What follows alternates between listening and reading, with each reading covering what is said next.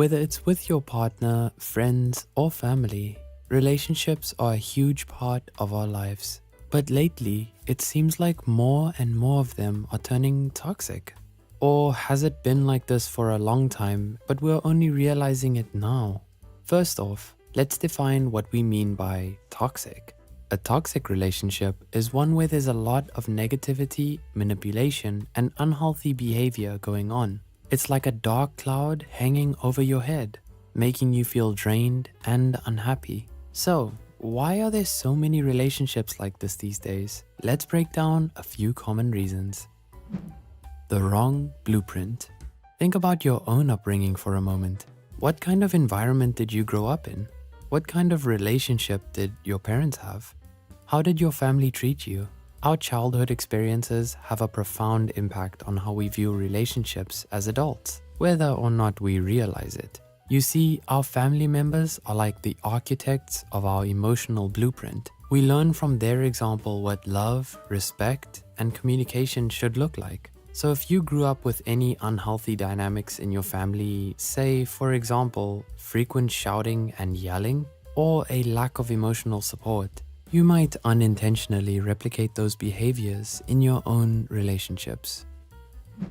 All about attachment. Ever heard of attachment theory? It's the idea that our early experiences with caregivers shape our attachment styles, which in turn affect how we relate to others later in life. If you have a secure attachment, you're more likely to feel comfortable with intimacy and trust in relationships. But if you have an anxious attachment, you're prone to constantly seeking reassurance from your partners. You might find yourself feeling clingy or needy because you have a strong fear of abandonment or rejection, something you likely experienced from your parents. Then there's avoidant attachment. It's when you find it hard to rely on others or open up emotionally in relationships. You might push people away to protect yourself from getting hurt and think it's always better to leave before you're left. A common reason for this is if your parents were emotionally distant or ignored your needs growing up.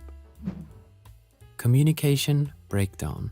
Whenever there was a problem, how did your family deal with it? Did you feel comfortable enough to open up to your family about your true feelings and struggles? Or were you ashamed for crying or told to just sweep it all under the rug? Did you grow up feeling like you had to lie or keep secrets from your own parents? Effective communication is key to healthy relationships, but many of us didn't learn those skills growing up, leaving us unsure how to express our needs and feelings in a constructive way.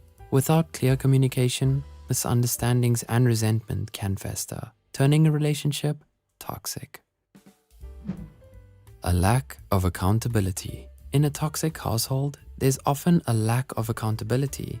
Instead of working together to solve problems, family members resort to pointing fingers and deflecting blame. It's a frustrating cycle that leaves everyone feeling misunderstood and unheard.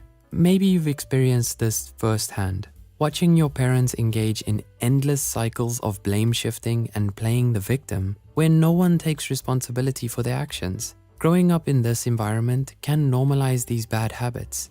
And while forgiveness is important, it shouldn't come at the expense of allowing toxic behavior to continue. Familiarity breeds comfort. It's human nature to fear change and uncertainty, even if we know it's best for us. If you've had negative past experiences, like rejection, abandonment, or emotional neglect, it may cause you to gravitate towards relationships that feel safe but ultimately perpetuate the same toxic patterns. It's like staying on a sinking ship. You're trying to convince yourself everything's fine, but deep down, you know it's time to go. If any of this resonates with you, know that you're not alone. Many of us have been impacted by our past experiences, and it's okay to acknowledge that. But it's also important to recognize that we have the power to change the narrative. Remember, you deserve love and respect in your relationships. With self-awareness, healing, and a willingness to grow, you can break free from the cycle of toxicity and create the fulfilling connections you deserve. So, do you have any insights of your own about why so many relationships today seem to be toxic? We'd love to hear from you in the comments down below. And if you're interested in diving deeper into this topic, check out our other videos on 6 signs your trauma is making you lonely, and do you love them or just attached? Don't forget to hit that like button, share this video, and subscribe to our channel for more insightful mental health content. Thanks for watching.